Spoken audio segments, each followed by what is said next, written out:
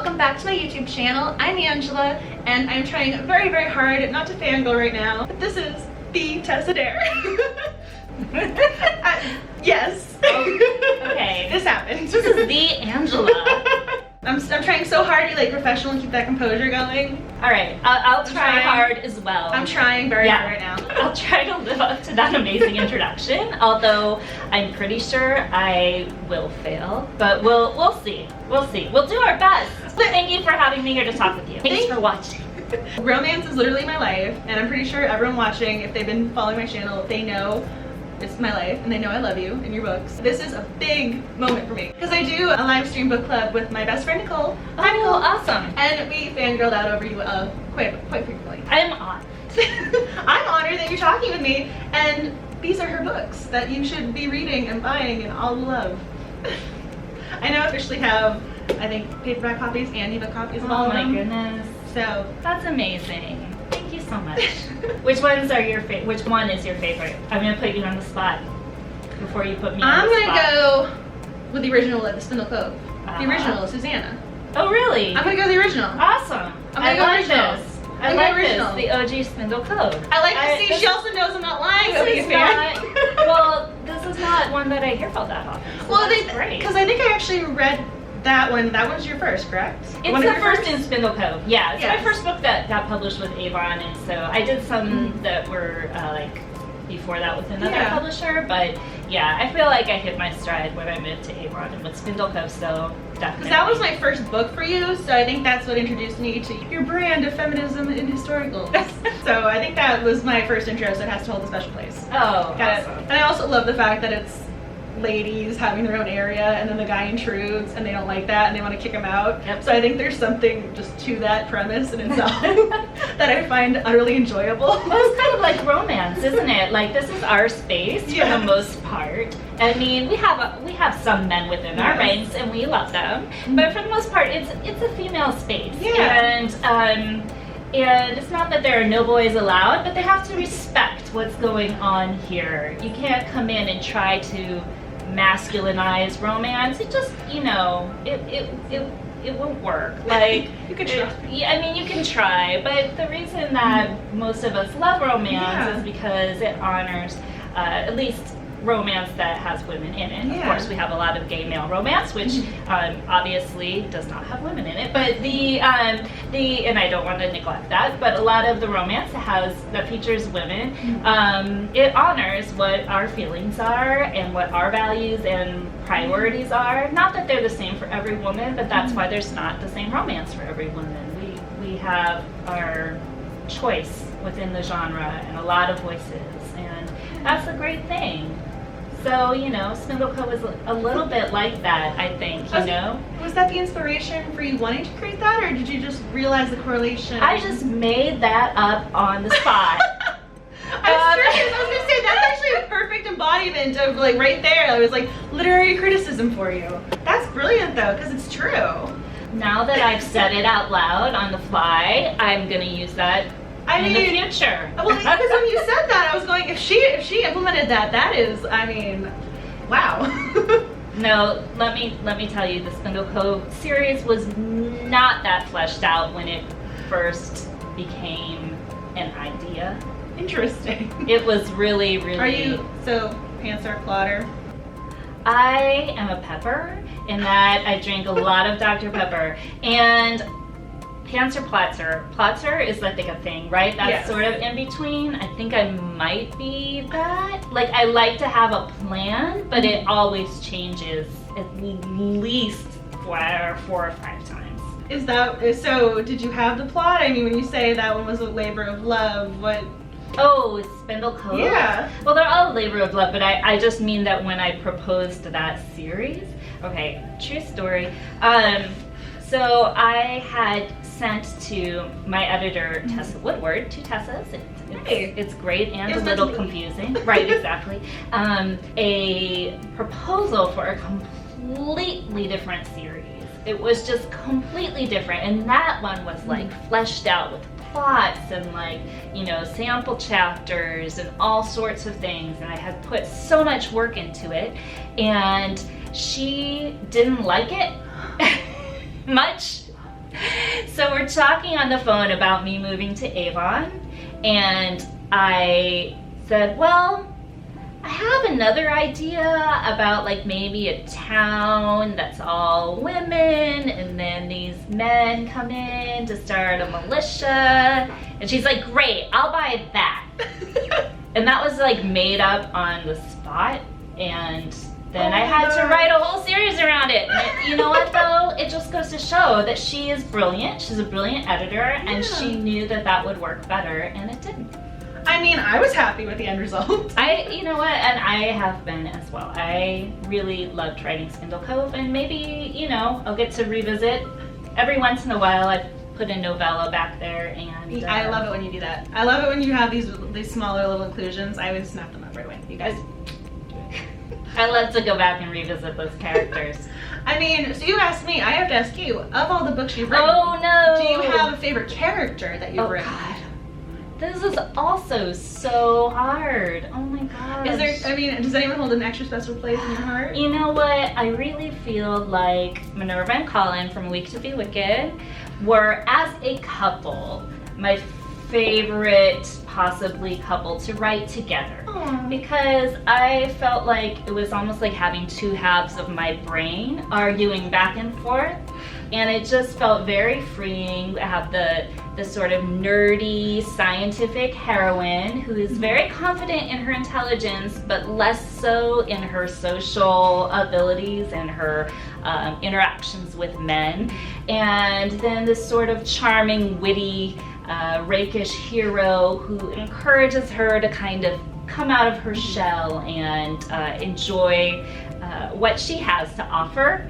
And they just have very different takes on life, and writing them go back and forth was a joy. I mean, again, I love that book personally, and so I know a lot of people started hearing about it because of the Kiss Quotient. People are saying, oh, we have a heroine who's, you know, slightly different. We have really? Yeah, so it was making a lot of lists of, if you like Kiss Quotient, read this book. I love that book. That's amazing. What a great compliment. I love the Kiss Quotient so much. They were saying, if you like smart heroines, here's another book for you if you like Kiss Quotient. I love to write nerdy heroines, for sure. Maybe Geeky that's why heroines, yes.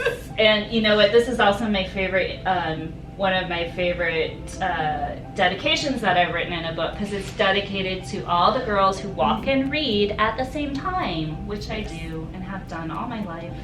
I saw that dedication, and that made me so happy. And I just remember, I think I tweeted this and you liked it, which made me very happy that day, made my day. I had the Elizabeth Bennet GIF from the 2005 movie where she's walking and reading the book. Yes, yes. Like, that's what I picture whenever you say that. That always jumps right into my head. I love that. That's awesome. That's awesome. I'm not kidding when I say Pride and Prejudice, Jane Eyre fan here. Oh, so, I was gonna say, that's like the best thing ever. I mean, I saw you were a Jane Austen fan. I saw that. Yes. So originally I was just a little bit. So I was gonna ask you later because I had either or for Jane Austen. So Emma or Sense and Sensibility? Oh my gosh. Because you also rocked the boat liking Emma. Love Emma. And I know that not everyone loves Emma, and that's probably why I do love Emma so much, because I feel like she needs it. And I just feel, you know, I identify with Emma as a heroine in a lot of ways, in that she always is trying her best to help other people. Her heart is always in the right place, but she tends to believe that she knows what's best, and she doesn't always, and that's something she has to learn to accept about herself.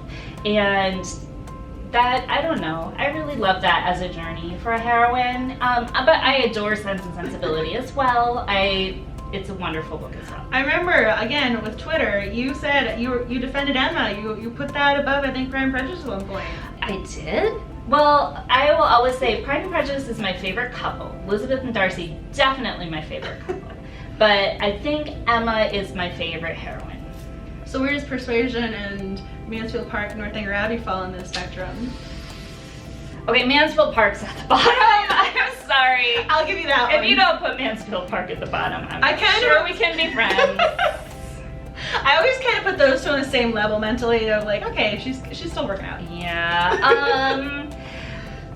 And Northanger Abbey is a lot of fun, but it's also kind of Like I wanted more from it as a romance. You know, Henry Tilney, great guy, but you don't get a whole lot between them.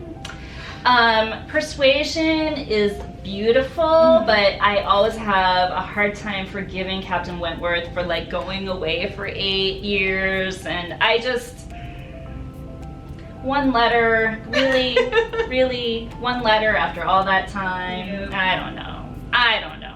I know that there are huge Persuasion fans out there, and it's just not my favorite. It's wonderful, but not my favorite. I love Persuasion. I mean, I have to admit, the only reason he gets away with it is because of the time period. If phone calls, text, email was an option, I would just, no. I would write him off. This is a huge reason why writing historicals is great, because you can write conflicts that aren't easily resolved with 3 texts, right? Exactly. I mean, the miscommunication elements are so different. Yes.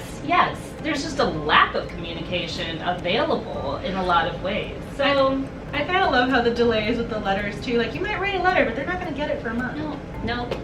Or, you know, you can't just Google somebody. You can't just be like, oh, does this guy, is he really the Duke of such and such? Oh my gosh, it's the man who blackmailed my cousin. I hate that guy. Why is he trying to trick me into believing that he's a wealthy American spy and also a Duke? I mean, it just, you know. Can you please write that short story? No. That would literally be like 1 page of just Tessa Dare. Be like, done. I don't think so. I'm just kidding. That's hysterical though, because I mean, now you just Google everybody. Yeah, of course. So, I mean, Facebook stalking, whatever. Yeah, although that's about to go the way of Jane Austen, I think. What are people stalking now? Instagram? There's always a new pop. Yeah, exactly. It's like the kids, whatever the kids are doing. Snapchat, we don't know. Have to ask my kids. Oh yeah, how many kids do you have? I have 2, and they are 15 and 12. Aww, so you're gonna have to start worrying about college and that stuff in a little bit. Yeah, we've already started talking about it a little bit with a 15-year-old, so. Yeah, who knows? She may change her mind 5 times by the time we get to there. We do the college tour, so it's fun. We'll see. Yeah. I did want to ask, who is your Mr. Darcy? Matthew McFadden or Colin Firth? Oh, it's Colin Firth. I mean, I love the 2005 movie for a lot of reasons. But yeah, I mean, I can't get past Colin Firth. Do you have a dissenting opinion? So I saw the 2005 version before I saw the miniseries one. Oh. So I always have a hard time because I think they're both awesome. Yeah. I can see that. Because if I had seen the other one first, I probably would have, you know, gravitated Colin Firth. Right. But because I saw the other one first. Yeah, I understand. You imprint. Yeah. Like a little baby chick. You imprint on the first Darcy that you watch, and then. You know. Although I have to admit, I did love Elizabeth Diaries. Daniel something, he was a great Mr. Darcy. Oh, really? Have you ever seen Elizabeth Diaries? Some of it, but I haven't watched the whole thing. Well, he doesn't appear until episode 50 or 60 or something. That's probably why I mean, it's hard to pull off Mr. Darcy. It really is. It really is. Because you got to be kind of standoffish. And they have tried, and you know, I appreciated that the 2005 movie took a slightly different take on Darcy. They made him a little more socially awkward. Like, you kind of got the feeling that he was not as arrogant as his manners led one to believe. Whereas Colin Firth was just all in on the arrogance, you know. He really was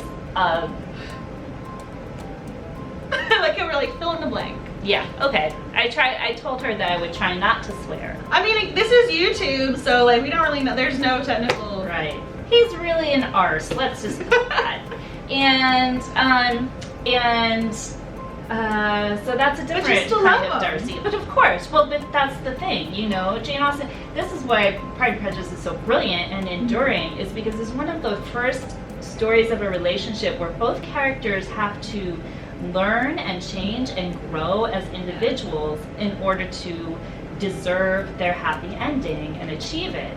And that, at the time, was really kind of a new and exciting and radical kind of way of looking at a romance in fiction. It used, you know, you would have something like the somebody being held, you know, in a turret captive and needing to be rescued, or you would have something like Pamela where, you know, she's virtuous the entire time and it's just a matter of, you know, somebody her virtue being rewarded in the end. I think that's actually what the subtitle is of Pamela. It's like virtue rewarded or something. So nobody really changes all that much. So I really love that about Pride and Prejudice. That's why I think it is our text as a romance genre, is that it acknowledges that these two characters are learning about themselves and their place in the world and who they want to be and what kind of happy ending they want for themselves and what they're going to need to change in to deserve it. Oh my gosh, that is the most eloquent answer. I love it. I know, I'm chugging Jane Austen. Now that Dare. one, I think about Jane Austen, yeah. I mean, so I have to also kind of bring up or mention, so one of the things that always kind of touched my heart was that Mr. Darcy took down the time, he took the time to write her a letter. Like, he took the time to express himself. Longer letter than Wentworth. Yes, that's true. Sorry, Persuasion fans.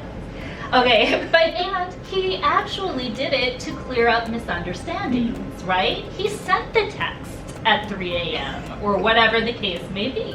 He didn't just let it go, and it was a mix of being mad and also apologetic and just very human. I mean, he really kind of put it all out there on the line, you know? So I love that about him. That's where I think he captured my heart. That's where he beats Wentworth by a lot, miles. Pages. Pages. I think it was an 8-page letter, so he beats it was like enough to like cramp the hand, you know, not just like scrawled on somebody else's desk while. It's not a little scrap of paper. Yeah, exactly. La la la la la. You pierced my soul. You probably already answered this. I was going to ask you miniseries or movie, so it sounds like you're a miniseries girl. Oh no, I think I'm actually a 2005 movie girl, even though it's so beautiful. The film itself, the cinematography is gorgeous, and the soundtrack is beautiful, and they really leaned into all the humor, which I love. I love, Mr. Collins? Mr. Collins, and I'm trying to remember the guy's name who plays it, and I can't. It's Tom something, and I have Tom Holland in my mind, and that's not it. But he was amazing as Mr. Collins, and just brought so much humor to it, and it just, to me, was like this joyous, beautiful imagining of the story, whereas the miniseries is much more faithful, of course. Yes. But there's something about that is a little, you know, you could read the book in some ways to get a lot of the same things. So, I don't know. I really, and that movie is actually what sparked my interest in like going online to find all the online Jane Austen communities and all the fanfic, and then I started writing the fanfic, and then that's how I got into writing original historical romance. So I have to have that movie. I have to have that first. I was like, Jane Austen created Tessa Dare. Pretty much. And the 2005 movie. Yes. I also really, I know that was a hot take, but I really love Keira Knightley as Elizabeth. I do too. I mean, at this point, she is my Elizabeth when I reread the book. I picture her. I remember they said that they thought she was too pretty to be Elizabeth Bennet, and they were going to cast her because she was too pretty, and I was thinking, this is a very odd reason not to cast some girl. Well, then they just had to find Rosamund Pike, who is absolutely gorgeous. She's perfect as Jane. Yes, she really was. I love her as Jane. I love her. Yeah, and you know, Jennifer Ale in the original, she's wonderful too, but she's very mature. I liked having a slightly younger Elizabeth who you could kind of believe was 21 and still kind of figuring herself out. I mean, I love her. I can't get enough of Keira Knightley speaking like angrily, because she does this thing where she holds her jaw like completely still and she talks through her teeth and she's like, how can you, and I don't know, it's just very compelling to me. I mean, I love watch her. The next time you watch a movie with Keira Knightley in it, you will notice exactly what I'm talking about. My favorite is her facial expressions. One of my favorite scenes has absolutely nothing to do with the love story. It's when she's at dinner with the family and Mr. Collins is gonna propose and there's meat on the table. He's like, she's a piece of meat being offered to him. And she's just right. And he like puts this nasty little flower on her plate. And yeah, compliments the vegetables, an exemplary vegetable. The potatoes. Yes, that's right. To which daughter may I pay my compliments for this exemplary vegetable? It's something like that. I'm not good at exact quotes. That's pretty close to it though. Yeah. That's pretty close. Well, but I will shut up now and let you actually ask me questions. I'm having like the best time because my undergrad, my thesis was on adaptations of Jane Austen. Oh, was my well, undergrad fantastic. thesis. I should just be asking you questions. No, that was undergrad. Undergrad, you know. Now, years later, you're reading that thing, you're like, oh, what was I thinking? Yeah, don't read your stuff later. Some things belong in the drawer. Yeah, I belong to the lucky generation where those things are probably lost to history anyway. I didn't save hard copies, and therefore, you know, they would probably be on some sort of corrupted hard disk. It has caught up. It has caught up. The metabolism has slowed. The eyes have failed. I mean, I've been wearing glasses since I was 10, so I have no excuse. I blame my parents. Yeah, I mean, you can blame your parents. I just get to blame being old. Neither one of them can see. So I can't see near or far because my mom can't see near, but I can't see far. So you got the best both. I got both. Well, you look adorable in glasses. I like your glasses. I like the frames. She's matching too with the blues. So yeah, I just it's my first real pair that like for wearing every day, and it's been a journey. I mean, I have to admit, you gotta get used to accept this part of myself. Yeah. I mean, so you're not gonna go for contacts? I don't know. These are progressive lenses because I kind of need both. So.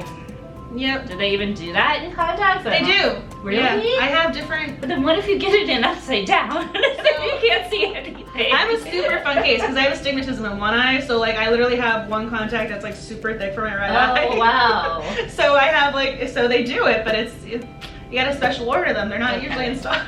Yeah.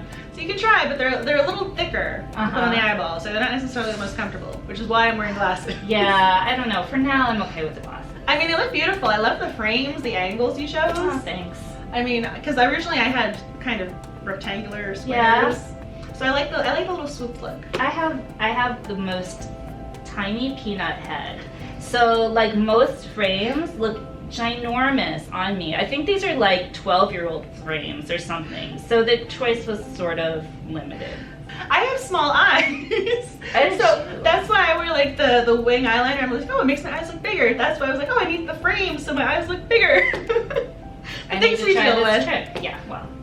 The things we deal with. Right. Elizabeth Bennet didn't have to worry about these things because she had very fine eyes. She was just. So she must have been, working it. The eyeliner.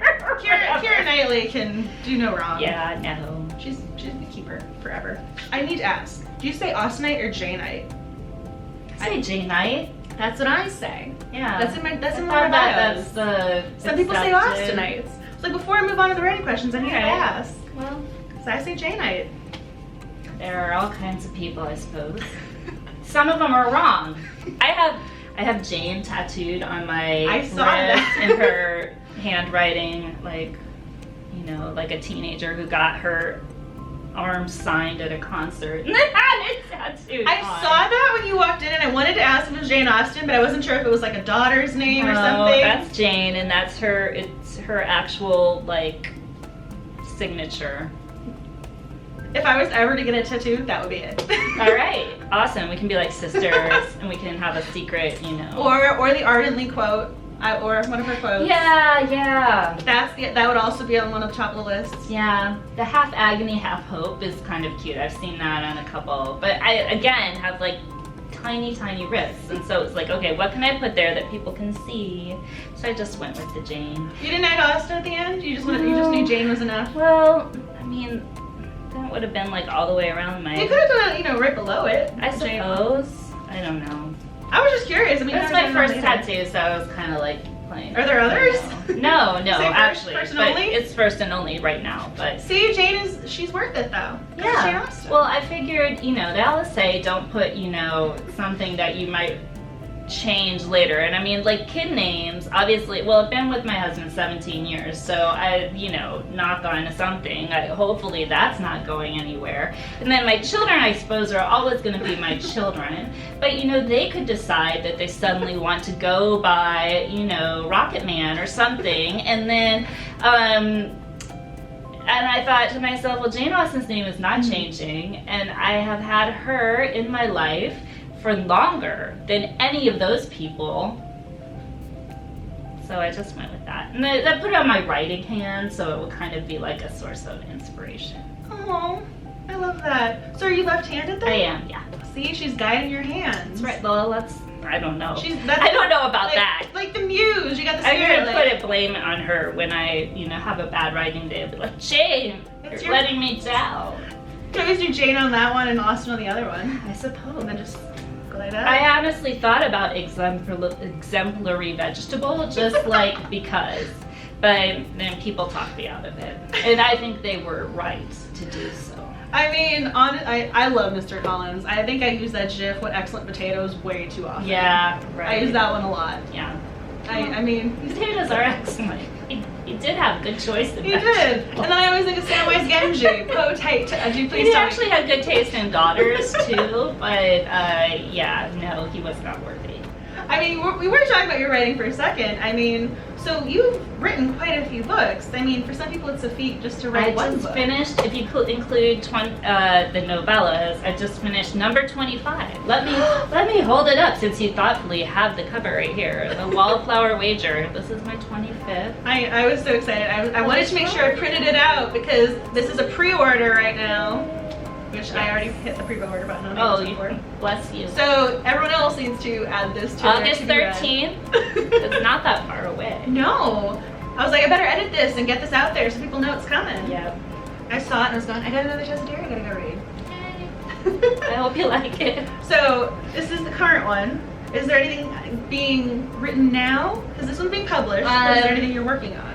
Taking a little break to kind of I mean, that's reset. what I'm talking about, like 25 books and you start I mean, I'll still have another book coming out next year, but like I'm gonna take a little time because this one, like, I'm literally still just proofreading the set pages, so like I haven't quite purged it from my brain yet.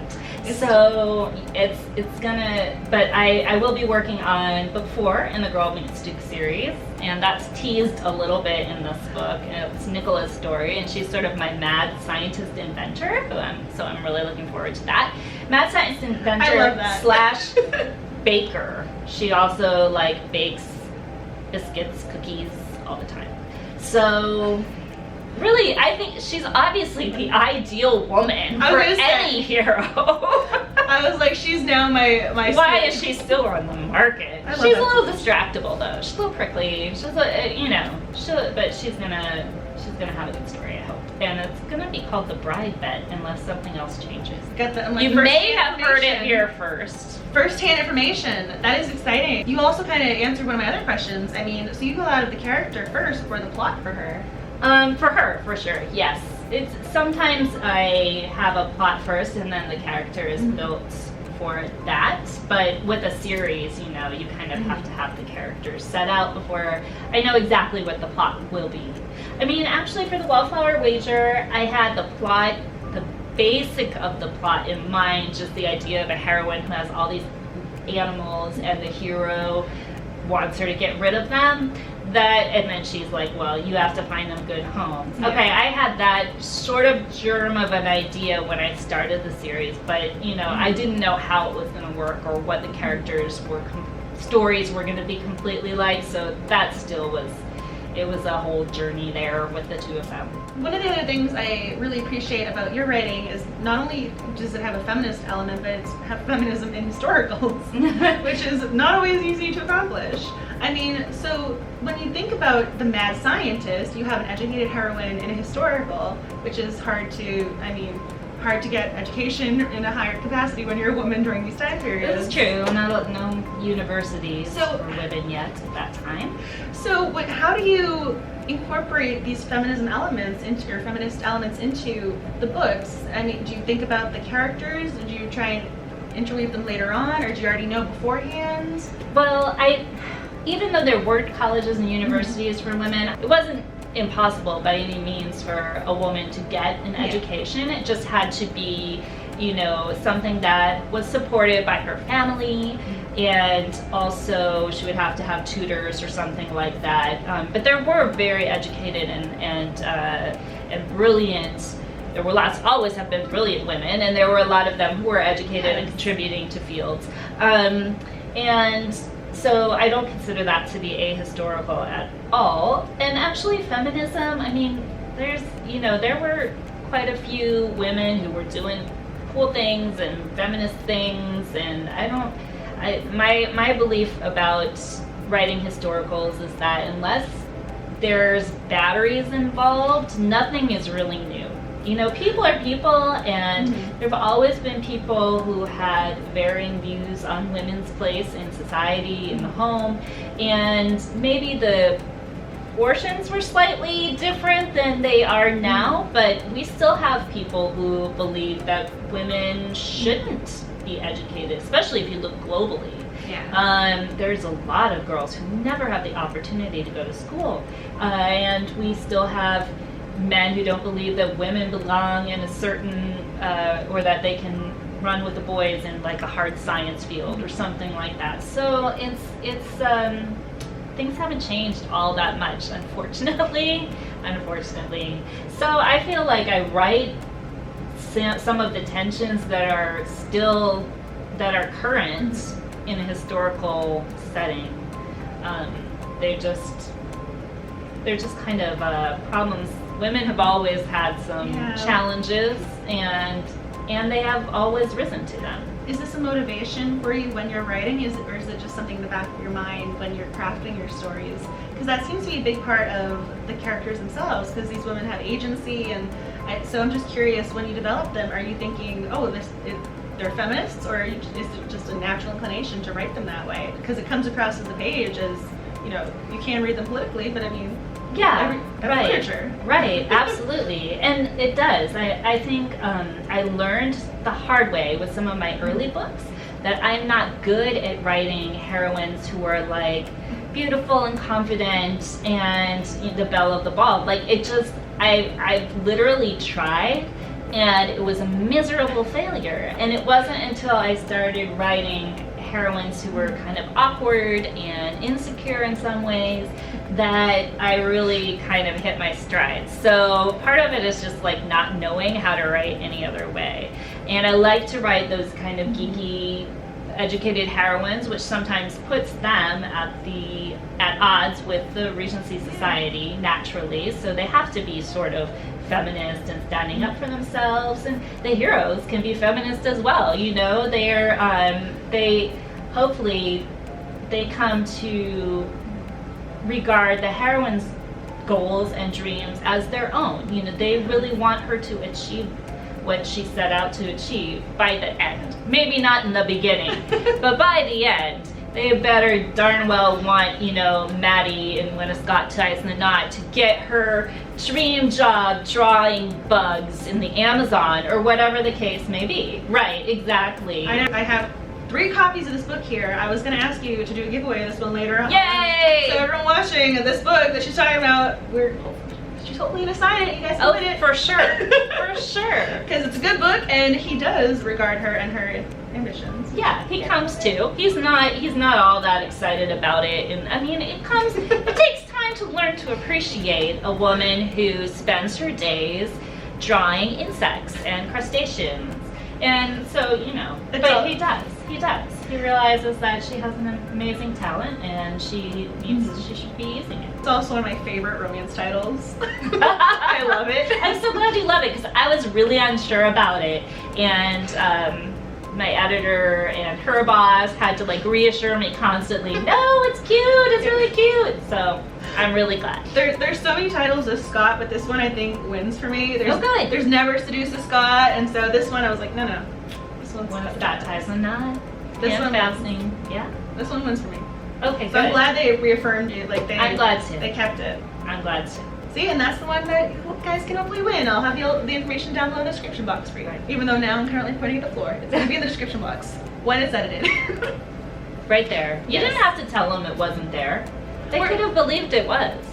I know, it's one of those, I'm pointing to the floor, but when I edit, it's going to be in the description box. Yep. So it's the magic of technology, which we don't have in our house. Fantastic. It works. Kind of got diverted, but with 25 books though, how do you write 25 books? I mean, what does your writing day look like? Oh God. I don't have a routine. I'm the worst person to ask about like, how do I, structure my day? There's my nightmares for somebody to put like a GoPro on my head and like, because it would be a lot of napping, a lot of staring into space, a lot of scribbling in notebooks, a lot of post-it notes that are, neatly placed in order and then completely rearranged or thrown away or whatever the case may be. And there's like calls on my editor in which I cry. Oh. And it's just a mess. I am a mess. Nobody ever looked to me as a role model, please. As my role model says this. Sorry. Everybody's got to find their own way. That's what I was going to say. And I hope that everybody else finds an easier way. I mean, but that works for you, not having the set time. Or, some people like, if it is 5 in the morning, I need to be awake, I need to be at my table. Yeah. So, I mean, I would love to be that person. I really would, but I'm not. But I mean, that works for you. I mean, 25 books later, you're doing something right. Like it's lending itself somehow. I write much slower than a lot of romance authors, but slower in what way? Like as in, I'm only putting out one full-length book a year, and a lot of romance authors are doing 2, 3, 4, 10. I know it's crazy now. Like, and my hat is off to them. I think it's fantastic. I don't write that fast, and I don't plot that fast. Maybe that's it. I have to spend a lot of time thinking a book. It has to gel in my head. If I sit down and force myself to write 2,000 words every morning, I can write the 2,000 words every morning, but I'm probably just going to throw them out and they'll be useless. So it's one of those, you're better off writing smart than pushing yourself to just write for the sake of it. Me, yes. And I don't want to insinuate that other people who write that way are not writing smart. They're writing the way that works for them. And so it's always different. If the book gets out, then you did it the right way. That's what I think. It's like, it was the same with childbirth. Did the baby come out? Then you did it the right way. That's a great Forget all these birthing plans and stuff. You just have to roll with what life gives you, what your baby's plans are, because they have their own birthing plan. And it may not jive with yours. So if it comes out, you did it right. That is a great comparison. Well, no, because your book's your baby. Like, it's also out of your control to some degree because you have the doctors, you have editors. I mean, you could do all these little comparisons right here. Did you experiment to realize that the routine didn't work for you, or did you just know based on your own personality? There are a lot of people who, with AuthorTube, and like everyone's always talking about their writing tips and tricks and how they're trying to accomplish things. So it sounds like that if you had to do a routine, that wouldn't work for you. So I was just curious if you ever attempted. I have tried at certain points, and I've tried just about everything. If there's a thing out there, I think that what you can get from watching a lot of those YouTube videos and how, my tips for productivity is they all come from the organized people who are together enough to make a YouTube video and have visual aids and whatnot. And there are authors out there like me who will never have the wherewithal or the content to write a writing tips video, but we still manage to write books. So I think there's a sort of form of pressure that can come from, it's sort of like the Instagram influencers and Pinterest of writing, people make this beautiful storyboard or whatnot, but it doesn't have to look like that. It really doesn't. Some of us managed to write a book one way or another, and I think just that's have to find your own encouraging. way. Because not everyone can wake up at 5. I mean, that's a feat unto itself. Yes. I mean, if you're at the 5 a.m. club, hat off to you. Yeah, exactly. It's fantastic. Whatever works for you is the right way for you. So I don't ever want to crap on anybody else's way of getting writing done. If it works for you, that is fantastic, and yay for you, and you have found the perfect process. Yeah, I think that's so encouraging though, saying that there's no one way to write a book. No. There's no, you gotta do this, gotta do that. No. Like, it worked. Yeah, I got my baby in the end. Exactly, right? Maybe it was an emergency C-section and gory, and you just kind of passed out and woke up and it was over. But maybe, and maybe you were the person who's really disciplined with the breathing exercises. They have their doula in the corner. Right, maybe. exactly. And it just, and that worked for you. And the baby pool and everything else. And maybe that you're that person, and it works. So it just, I love it. you look at the two babies later, you're not gonna know which was from which. No, I just think I love this. I mean, this actually kind of is a perfect segue because you're hysterical and you're making me laugh over here. Where I'm like, I think my mascara is gonna start running very soon. Because your books are humorous and you have the emotional elements. I mean, how does the humor come into play? Do you integrate the humor later? Is it just naturally integrated into the scene when you're writing? Right now you're just saying things and you're making me laugh without you trying to. So I mean, I'm like, does she do this in her books? I like to have humor in my books just because, to me, life is funny. I cannot get along with people who can't laugh at themselves. If you can't laugh at yourself, I don't trust you. I mean, it's true. I don't know. I feel like you're hiding something, or if you're not able to laugh at yourself. You're a Bond villain, in other words. Something like that, right? It's important for me that my characters can laugh at themselves, and life is just funny. Falling in love in particular is funny. You do dumb stuff. You make a fool of yourself. And you misunderstand people, and we all just have those people in our lives that are like crazy, and hopefully your life has some kind of comic relief, whether it's your coworker who tells you all about her hypochondriac cat every morning. I don't know what it is, and it just I love to hear people's stories, and you can tell me maybe now or maybe off camera, who is your weirdest relative? That is my favorite question to ask people, because that is where the gold is. The side characters that bring kind of the comic relief, that is where the gold comes in. Like, who is your weirdest relative? Because we've all got at least one. I'm trying to think now. I was like, do I have any weird relatives? Some people have several, and I really, I keep them in my pocket. I mean, you're such a sweetheart to talk to. It's a lot of fun. I mean, you're so intriguing in your answers, and you're so eloquent to me. I never talk to anybody in my real life. So once you get me actually started, it's hard to shut me up. I'm not a big talker in general. My idea of true love is two people sitting in a room and not talking to each other, but loving each other's company. That is like my ideal evening with my husband. He streams his anime on his iPad, and I'm, over here either reading or watching, Great British Bake Off or something. I love that show! Or Forensic Files, like all of my weird stuff that he couldn't care less about. And we're just sort of there together and don't feel the need to talk, but know that we love each other. And that's just like, to me, that's the introvert dream.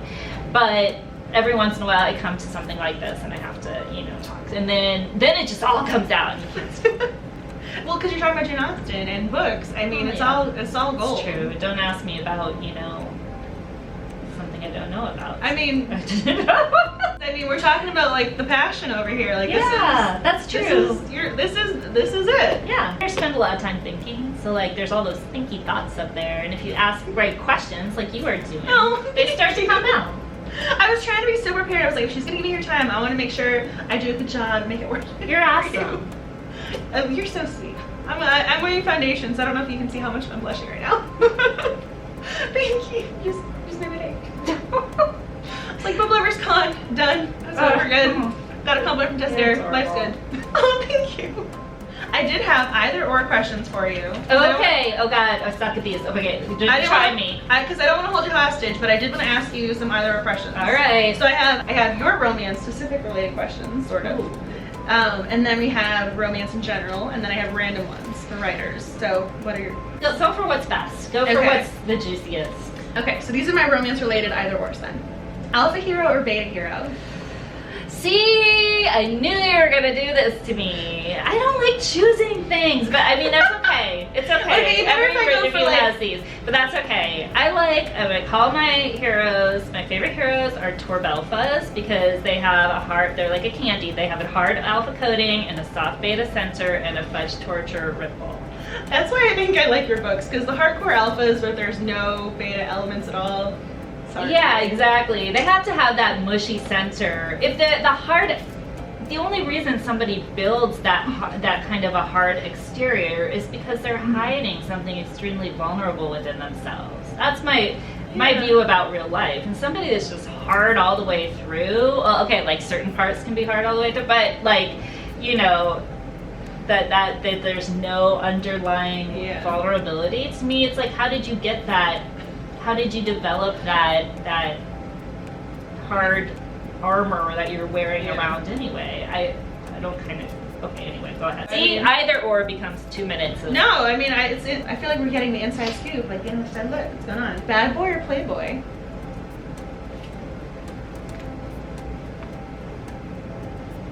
Because you have a rake. I think bad boys are playboys, or playboys are bad boys. It's like an SLA. Well, these aren't mutually exclusive. These are like, which one do you jump to? Like, it's like an LSAT question. It's like, all playboys are bad boys, but not all bad boys are playboys. So I'm gonna go with bad boy because that's the broader term. Okay. And we're going for the umbrella.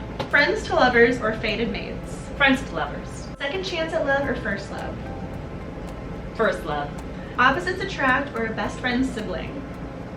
Ah, those are both so good. I told you I wrote these in advance. I wanted to make them. My very first book was a best friend's sibling book, so I'm gonna go with that just out of nostalgia, but both are fantastic tropes. And then you should read her book. Arranged marriage or forbidden love? I like arranged marriage because I feel like forbidden love like keeps them apart too much, and I want to see them forced together. So I'd rather see them interact. Right, exactly, than be apart from each other the whole book. Yeah. Cowboy or CEO? CEO, just because I'm not like a country girl, I'm a city girl. So guardian / ward or teacher / professor? Oh man, I'm gonna go with teacher professor because it's slightly less squicky. I mean, it's okay, squicky is okay sometimes, but like, yeah, it's just... Jilted bride or mail order bride? I've never written a mail order bride, but that kind of wasn't so much a thing, I didn't think, in the Regency. So I guess I'll say jilted bride. Matchmaker or office romance? Office romance. Mistaken identity or secret baby? Mistaken identity. I think we kind of answered this one before, small town or city? Well, there's something to be said for both in romance. Mm-hmm. Although I think if you write a small town, it needs to be weird AF. What I find, I have lived in some very small towns. Yeah. I grew up in the Midwest, right? Kind of a roaming nomad family, and we lived in some tiny towns, and that is where the weird goes down. I don't understand these books where the high pressure, executive woman moves to this tiny town and everybody's all cupcakes and smiles, and she realizes how wonderful it is when everyone helps each other. That's not what small towns are like. They really are not. They are full of really weird people, and everybody knows everybody else's business, so you can't like ignore other people's weirdness or faults or grudges and so you're in the drama whether you want to be or not. You are in the drama whether you want to be or not, right? And your next door neighbor may hate you just because the person who lived there 3 generations ago cut down a tree and she has never forgiven anyone who lives in that house, you know, or the person who wants a ride to the next town might like ask you for gas money. Like, it's really, really very, very interesting living in a very small town. So, like, Spindle Cove, you know, I tried to make, it's a small town, but there's some, like, weirdness there. It's not like an idyllic, perfect small town. So small town with the asterisk, small town and quirky. Yes, a small quirky town is great. So that went over city? Yeah, I think so. I think so. Return to hometown or ugly duckling? Ugly duckling. Royalty or revenge? Royalty. Trapped in an elevator or eyes lock across the room at a party? Eyes lock across the room. And then this is the disposition. Tragic past or happily optimistic about life? Tragic past. How is there any other answer? There was one character that I read probably a couple weeks ago who's very, have you ever seen The Middle, like Sue Heck?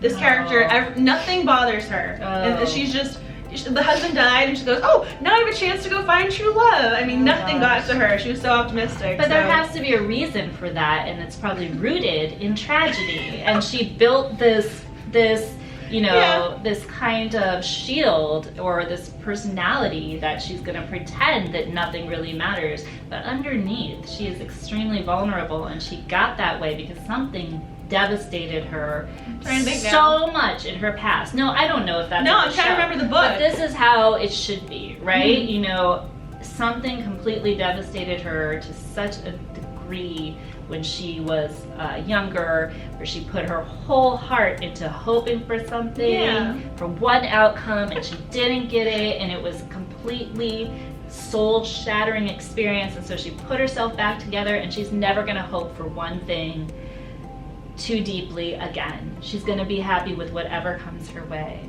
Oh my goodness, this is why until she meets the hero of this romance, right? I think we just got the exact example of character-driven plots over here. Like, this was prime example. Right.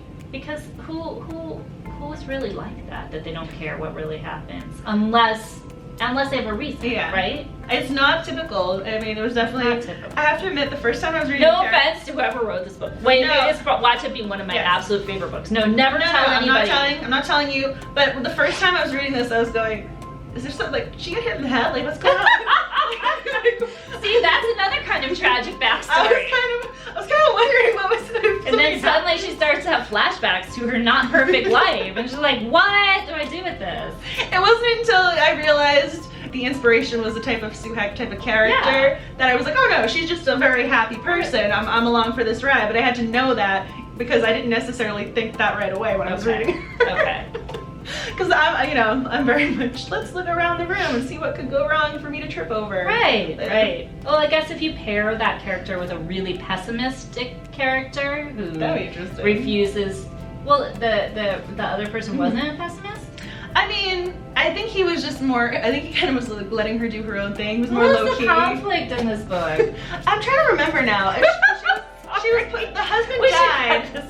The husband died, and so apparently they put her up for auction. Oh no! So he wanted to save her, so that was how they ended up there. That's nice. So now you guys probably figuring out the book now. So it's a little bit of like an arranged, not arranged marriage, but a marriage of convenience type thing, and then they have to get to know one another. Okay. Yes. Okay.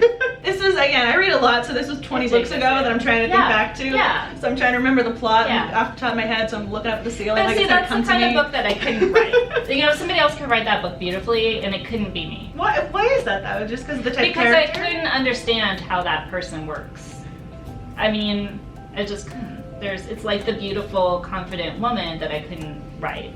I was going to say, I think this is why I relate to the quirky characters. I get the little nerdy little glasses going, so I appreciate that you do these characters. Great. I appreciate that they're appreciated. And I mean, honestly, I can't tell.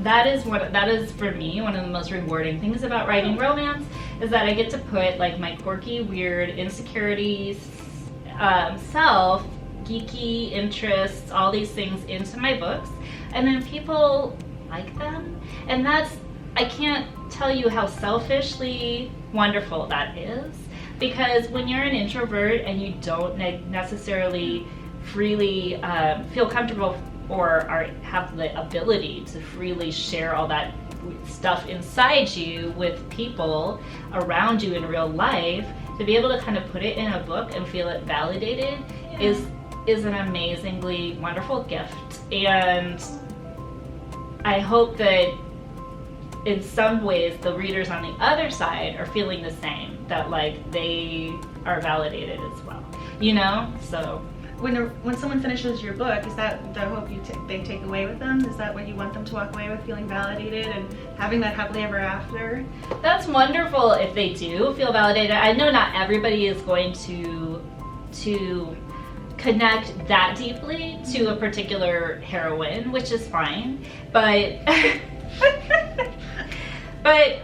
my favorite is when people say that they feel like my books are like warm hugs. I want people to feel hugged. I mean, I have to admit, I've reread some of the books because it's like, I don't want to call it comfort food, but it's one of those, you know, like I love the characters, okay. I love the dialogue. Comfort food, that's fine. Exemplary potatoes. As I have like 3 books here, you can tell which one I really love over here. I mean, and I also have 2 of the governance games, so you can tell what's going on. But it was so funny because I went to the RWA, not RWA. I went to the PCA. I've been very busy going to all the different conferences. I know RWA is coming up. What's PCA? Pop Culture Association. Ooh. And so I wasn't sure if they had tagged you in this, but someone had done a reading from one of your books during our dinner. Oh my gosh, I think somebody did tag me. And I was like, where's the video? And nobody had taken video, and I was so sad. Well, if I had known you wanted it, I would have done it because I was I had the front row seat to see what they were doing. Next time. There won't be a next time, but next time. Well, so I was actually in their block for doing the reading. And so I had a scene from Cora Carmack's Losing It because I was in the comedic